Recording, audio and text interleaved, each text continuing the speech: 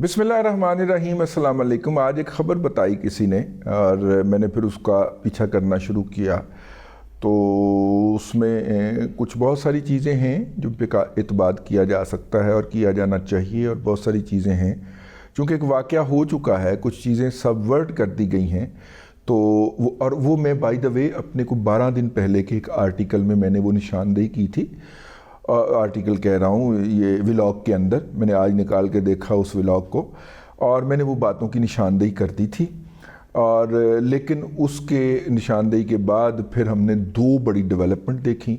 एक तो जनाब मुज़ाहिर अली आचबर नकवी साहब का इस्तीफ़ा हमने देखा, और दूसरा उससे अगले दिन जनाब एजाजुल एहसन साहब का इस्तीफ़ा देखा।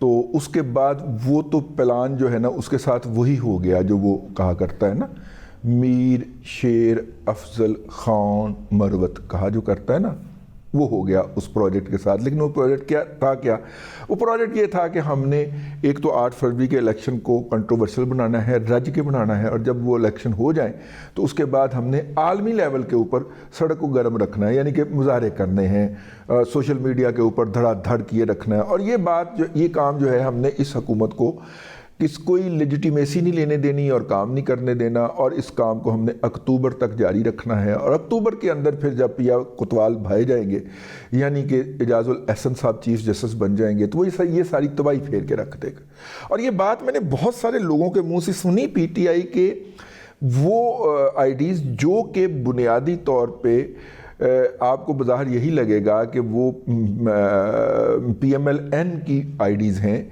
लेकिन वो बड़े आराम से बरीक आपको तब वो जो है वो प्रोपेगेंडा कर रहे होंगे, ये कर रहे होंगे, वो कर रहे होंगे। ठीक हो गया। ये बात हमने उस वक्त अर्ज कर दी थी। लेकिन उसके बाद हुआ क्या, हमारे उस व्लॉग के बाद फिर हमने देखा कि एक कैंपेन शुरू हो गई, और पाकिस्तान के सबसे बड़े मीडिया हाउस जंग ग्रुप की तरफ से ये करम फरमाई की गई। अब जंग ग्रुप के अंदर भी डिवीज़न है। जंग ग्रुप के अंदर क्या डिवीज़न है कि अब्बा जी जो हैं, अब्बा जी को छितर मारे गए, अब्बा जी को घसीटा गया, अब्बा जी को कैद कर दी गई। ठीक है, ये है हकायक दलाइल। अब्बा जी जेल में रहे, फिर जाके सुप्रीम कोर्ट से ज़मानत हुई और अब्बा जी बाहर आए। लेकिन बेटा जी जो है ना, वो इमरान अहमद ख़ान न्याज़ी की तस्वीर को सजदा करके अपनी सुबह का आगाज़ करते हैं, और उनकी माशाल्लाह गैरत इतनी भी नहीं जागी कि मेरे प्यो नूं इन्ना रगड़ा चढ़ गया है यार, अब तो मैं अपनी क्रश के ऊपर जो है वो थोड़ा सा गौर कर लूँ। नहीं, अच्छा वो क्या होता है जी, वो फिर कोई ना कोई बहाना ढूंढते रहते हैं। पिछले दिनों ये बहाना मिल गया, सुना है, कोई इसकी कन्फर्मेशन नहीं है कि कोई बहुत मुअज़्ज़ज़ आदमी, जैसे मेरा ख्याल है बड़े मीर साहब भी दुबई में होते हैं। हाँ, लेकिन बड़े मीर साहब जो हैं वो इस तरह की बातों में नहीं आते, मैं इस बात को, ठीक है। लेकिन दुबई के अंदर जो है वहाँ पे अल जुमेरा में है शायद, जनाब रियाज मलिक साहब जो हैं उनसे एक मुलाकात हुई। ये जब मैंने पिछला व्लॉग किया था तो उस इंफॉर्मेशन की बुनियाद पे किया था। और काजी फ़ाइज़ ईसा के ख़िलाफ़ कैंपेन रन करने का बाकायदा मंसूबा सामने आया गया। और फिर आप शहजाद इकबाल के प्रोग्राम को देख लें, वो तो मुस्तकिल लगा हुआ था ना, बाकायदा टारगेट किलिंग हो रही थी उस प्रोग्राम के अंदर। अगर आप पिछले 15 दिन के शहजाद इकबाल साहब के प्रोग्राम निकलवा के देखें तो आपको पूरी तरह एजेंडा जो है ना मुजस्सम होता हुआ नज़र आएगा कि हैं they are going to kill काजी फ़ाइज़ ईसा, यानी काजी फ़ाइज़ ईसा के ऊपर इतना दबाव बढ़ाया जाए कि काजी साहब जो हैं वो कहें कि एलो फड़ो मैं चले आए, काजी साहब इस्तीफ़ा दे के घर को चले जाए। अच्छा, कुछ लोगों का ख्याल है कि वो सिर्फ कुछ अफराद की बात थी, और कुछ लोगों का दावा है कि नहीं, ये अदारा जाती सौदेबाजी थी, और मलिक रियाज जो है वो तो माशाल्लाह हमारे मीडिया का अंदाता है ना, बाप है ना, माई बाप है, खुदा है वो।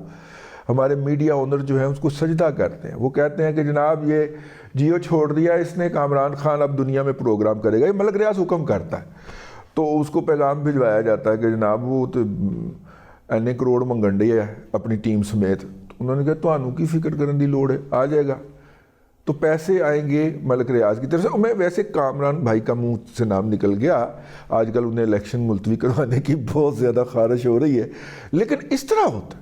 ایک ٹی وی چینل سے اینکر کہتا ہے میں دوسرے ٹی وی چینل میں جانا چاہتا ہوں یا چاہتی ہوں, اور وہ ملک صاحب کو ایس ایم ایس کرتا ہے. ملک صاحب اس کے ٹی وی چینل کی انتظامیہ کو بتا دیتے ہیں کہ یہ بندہ یا بندی آپ کے پاس آ رہی ہے, اس کے لیے یہ سلاٹ جو ہے نا آپ مخصوص کر دیں, اور اس کا جو بھی پیکج ہوگا وہ آپ ہمیں فارورڈ کر لیجئے گا. تنخواہ اس کی بیریا ٹاؤن سے آئے گی, پروگرام وہ اس ٹی وی چینل کے اوپر بیٹھ کے کرے گا. تو میڈیا کی تو وہ ڈارلنگ ہو گیا نا یار, کہ آپ کا پرائم ٹائم کے اندر ایک نامی گرامی اینکر جو ہے وہ آ کے بیٹھ گیا, اور اس کی پوری ٹیم بھی آ گئی, اور انہوں نے وہ پروگرام بھی سنبھال لیا, اور آپ کو ایک پیسہ بھی نہیں دینا ہے نا.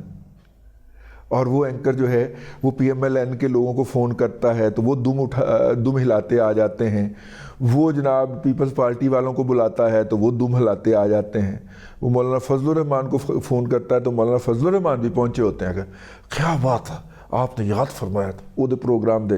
ٹھیک ہے نا, میں اکامی کی بات نہیں کر رہا, میں اور بھی دیگران کی بات کر رہا ہوں. بہت سارے ایسے کریکٹر ہیں جو کہ ملک ریاض کے ذاتی ملازمین ہیں, اس سے ان کو خرچہ آتا ہے, اس سے ان کو تنخواہ آتی ہے. ادارہ تو ویسے انہوں نے لیا ہوتا ہے تو وہ ٹھیک ہو گئے. ادارے کو ہوتا ہے کہ یار ایک تو اینکر کا بوجھ اس نے اٹھا لیا, دوسری جو بھی کیمپین دیتا ہے ہمارا ہر 6 مہینے کے بعد 50-60 کروڑ روپے کا بجٹ دے دیتا ہے, تو کیا ضرورت ہے یار اس کے خلاف جانے کی یا اس کی شان اقدس کے اندر گستاخی کرنے کی. تو خیر بات ذرا ادھر ادھر ہو جاتی ہے یار, میں کیا کروں. اب ہوا یہ ہے کہ اللہ آپ کا بھلا کرے, اب یہ طے ہوا کہ کردار کشی کس کی ہوگی, قاضی فائز عیسیٰ کی. قاضی فائز عیسیٰ ریزائن دے کے چلا جائے گا. قاضی فائز عیسیٰ کے جاتے ہی جو ہے اللہ آپ کا بھلا کرے یہ چیف جسٹس بنیں گے سردار طارق مسعود صاحب. اپریل میں یہ چلے جائیں گے, اپریل کے بعد جو ہے وہ پھر کوئی اور بن جائے گا. اور ظاہر ہے جو بندہ 2-4 مہینے کے لیے آیا ہے وہ تو سیدھا بھی نہیں ہو پائے گا نا, تو کوئی اسٹریٹجی مؤثر نہیں بن پائے گی. اور اکتوبر کے اندر جناب اعجاز الاحسن صاحب تشریف لے آئیں گے, اور اعجاز الاحسن صاحب جو ہیں وہ آتے ہی عمران احمد خان نیازی کے لیے جیل میں مرسیڈیز بھجوائیں گے, اس کو واپس بلائیں گے, اور جو بھی حکومت اس وقت ہوگی اس کو نااہل کر کے جیل میں ڈالیں گے اور اس کو اقتدار میں بٹھائیں گے. ٹھیک ہے, اب یہ والا منصوبہ تھا جی, اور اس کے لیے سپیئر ہیڈ کیا جنگ گروپ نے. باقی پھر آپ دیکھیں دنیا یہ 92-93 اور یہ سارے, میرا مطلب ہے کہ جی این این وغیرہ جو ہے وہ بھی شامل باجا ہو گئے. اس کے بعد پھر دھڑا دھڑ قاضی کی کریکٹر اسیسنیشن شروع ہوئی. اس کے بعد پھر سوشل میڈیا کے کتورے جو ہیں ان کے بھی پٹے کھول دیے گئے. یہ نہ تو اسٹیبلشمنٹ کے کہنے کے اوپر یہ سوشل میڈیا کے کتورے کھلے تھے, نہ ہی میرا مطلب ہے اس کے اوپر. تو اب ہوا کیا, ان کتوروں کے ساتھ کیا ہوا, ان کتوروں کے ساتھ یہ ہوا کہ پچھو منصوبہ چوپٹ ہو گیا. چوپٹ کیا ہوا, چوپٹ یہ ہوا کہ پہلے جو ہے وہ میاں داؤد صاحب نے جو ہے وہ شکار کیا جناب مظاہر علی اکبر نقوی صاحب کا, اور مظاہر علی اکبر نقوی صاحب نے جب دیکھا کہ اب میں چاروں طرف سے گھر گیا ہوں تو اب میں نے بھاگنا ہے, تو وہ دڑکی لگا گئے اور انہوں نے جناب استعفیٰ دے کے اپنی طرف سے یہ سمجھ لیا کہ میں نے عزت بچا لی ہے, جو کہ بچی کوئی نہیں ہے, لیکن وہ بھاگ گئے. اور جب وہ بھاگے ہیں تو پھر ان کو بھی بتایا گیا کہ یہ منصوبہ تھا اور آپ اس میں چیف جسٹس سنا بن کے یہ کچھ کرنے جا رہے ہیں, تو آپ کو کانسٹیٹیوشنل 1 ایونیو کی پتہ ہے نا کہ آپ نے کیا کیا کرتوتیں گھول رکھی ہیں. تو اب آپ بتائیے آپ نے چیف جاننا ہے یا عزت سے گھر جانا ہے, ریفرنس بھگتنا ہے سپریم جوڈیشل کونسل کا.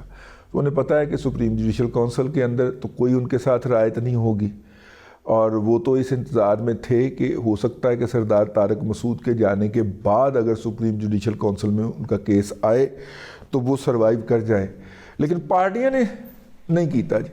ٹھیک ہے, تو نتیجے کے طور پہ ایک تو انہیں اپنے ڈومیسٹک فرنٹ کے اوپر سنا ہے بھئی کوئی شوق صدمہ بھگتنا پڑا, اور دوسرا جب یہ بتایا گیا کہ یہ تو جناب آپ سپریم جوڈیشل کونسل میں تو تننے جائیں گے اور فیڈرل گورنمنٹ جو ہے وہ تو کرنے جا رہی ہے اس فیصلے کو چیلنج اور نظر ثانی کی اپیل فائل کرنے جا رہی ہے, جس کے اندر یہ کہا گیا ہے کہ ریٹائر یا حاضر سروس جج کا ریٹائرمنٹ کے بعد احتساب نہیں ہو سکتا, تو وہ کرنے جا رہی ہے. اگر وہ فیصلہ اسٹرائک ڈاؤن ہو جاتا ہے تو پھر آپ کیا کریں گے. ٹھیک ہے, تو اس کے بعد انہوں نے ریزائن دینا مناسب خیال کیا. ہمیں بتایا گیا ہے، اگرچہ میں اس کہانی سے ایگری نہیں کرتا، ٹھیک ہے، لیکن ہمیں یہ بتایا گیا. اچھا، اس کے نتیجے کے اندر جب یہ دونوں اس میں سے نکل گئے تو یہ جو کتورے تھے نا، جو ٹاؤں ٹاؤں کیے جا رہے تھے، ان کو پتہ ہی نہیں تھا کہ پیچھے سے گیم بدل چکی ہے.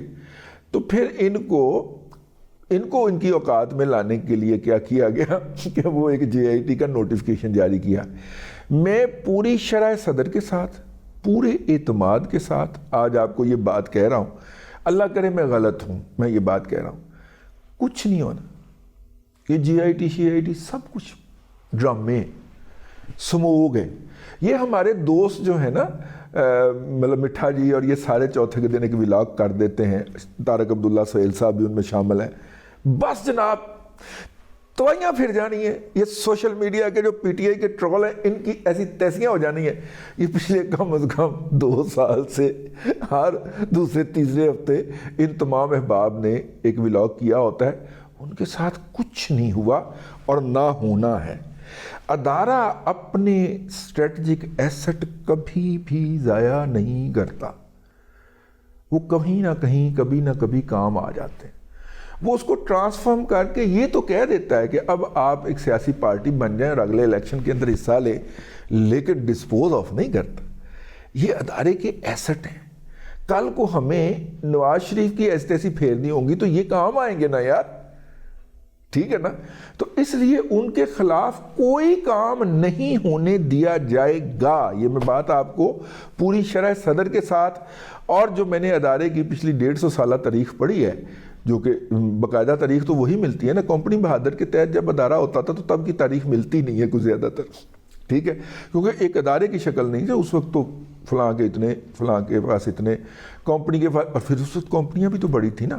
1857 نے یہ بھی تو طے کیا تھا کہ یہاں پہ برٹش جو ہے ایسٹ انڈیا کمپنی جو ہوگی، باقی ساریاں وہ ولندیزی بھی تو آئے تھے نا، وہ بھی نکل گئے. اللہ آپ کا بھلا کرے. فرینچ بھی تھے ادھر، ان کو بھی ٹیپو سلطان والے ایپیسوڈ کے اندر ہم نے انہوں نے نکال باہر کیا تھا انگریزوں نے. اور اس کے علاوہ جو ہے ڈینش بھی تھے بھی تھوڑے بہت. آپ نے اگر کبھی یہ جائزہ لینا ہو نا کہ پاکستان یا بر صغیر کے اندر کن قوموں نے 1857 سے پہلے آ کے تو اپنے ہاتھ پاؤں پھیلائے تھے، تو لاہور کا مال روڈ جو ہے وہ پی ایم جی سے لے کے اور پاکستان کی اسمبلی ہال تک گھوم جائیے، اور اس کے اندر آپ کو تمام اقوام کے جو ہے وہ ملیں گے، آرکیٹیکٹ ملیں گے، ان کے طرز تعمیر کے نمونے ملیں گے. آپ کو فرینچ بھی ملے گا، آپ کو برٹش بھی ملے گا، آپ کو ڈچ بھی ملے گا، آپ کو سارے ہر ایک کا اپنا طرز تعمیر ہے. اور یہ آپ طرز تعمیر آپ کو تب پتہ چلتا اے بلڈنگ تے جی پی او دے کول بھی ایس ڈیزائن دی بنی ہوئی ہے نا. اچھا، اسی طرح اگر آپ نے مغلوں کا جائزہ لینا ہے نا کہ مغل کون کون سے خطوں سے آ کے یہاں پہ حکومت کیے تھے، تو اپنا قلعے کے سامنے مسجد اور اس کے ارد گرد گھوم جائیے. پھر اس کے بعد آپ جا کے کسی بھی جگہ کے اوپر آپ جا کے، اور خجند کے اندر جو کہ تاجکستان کا ایک دور دراز شہر ہے، وہاں پہ جا کے بھی آپ کو پتہ چلے گا یار یہ ساڑی بادشاہی مسجد انہوں نے ایتھے لے آگے رکھ دیتی، انہوں نے نہیں لکھی، وہ ایتھے بنا کے گئے سن، ہوں گا، ٹھیک ہے. تو یہ خیر ایسی باتیں ادھر ادھر کی ہو گئی. تو کہنا یہ تھا کہ وہ جو ہے وہ جو قرض رکھتے تھے جان پر وہ ادھار آج چکا دیا. وہ جو یہ جو جے آئی ٹی والی جے آئی ٹی بننے کے بعد یہ جو قطورہ صاحبان جو ہیں انہوں نے ٹاؤں ٹاؤں کی آواز کم کی ہے، اور قاضی فائز عیسیٰ صاحب کے اوپر جو ہے وہ بخ کرنا بند کیا ہے. اس کی بنیادی وجہ ہے کہ ایک جے آئی ٹی فارم کرنے کا نوٹیفیکیشن ہو گیا ہے، جو کہ صرف قاضی صاحب کے کردار کشی کے خلاف چلنے والی مہم جو ہے اس کے اندر کون کون سے عناصر ملوث رہے ہیں اس کا جائزہ لے گی. میرا خیال، میں نے سب لوگوں کے اس کے اوپر ولاگز کا انتظار کیا، اب سب نے کر دیا ہے، تو میں یہ بات عرض کروں، یہ جے آئی ٹی جو ہے صرف ایک اشک شوئی ہے، کچھ بھی نہیں ہونے جا رہا. صرف ان کو ایک جسٹیفیکیشن دی گئی ہے کہ ٹھیک ہے آپ ملک ریاض کو کہہ سکیں کہ پیسے تو تسی دتے سن، دیکھو اسی بھونکے گئے ہیں، جب تک ہم پاکستان میں محفوظ تھے ہم بھونکتے رہے ہیں. اب دیکھیں جی آئی ٹی بن گئی ہے تو اب ہم بھونک نہیں سکتے, تہاڈی مہربانی ہے. تو اس لیے باقی جتنے پیسے استعمال ہو گئے ہیں اس کے اندر اس کا حساب لے لیجئے, باقی پیسے آپ کہتے ہیں تو ہم واپس بھیج دیں, مطلب واپس پیسے نہیں لینا ہوتا نا, ٹھیک ہے. آہو, اور ہمارے جن لوگوں نے ملک کے ساتھ فراڈ بھی کیا ہے میڈیا میں رہتے ہوئے, ملک نے کبھی اس کا برا نہیں منایا, اگلی اسائنمنٹ کے لیے وہ پھر ان کو ہائر کر لیتا. لیں جی اب تک کے لیے اتنا ہی, اگلے ولاگ کے اندر پھر حاضری ہوگی. اللہ تبارک و تعالیٰ آپ کو آسانیاں عطا کرے اور آسانیاں خلق خدا میں تقسیم کرنے کی توفیق عطا کرے.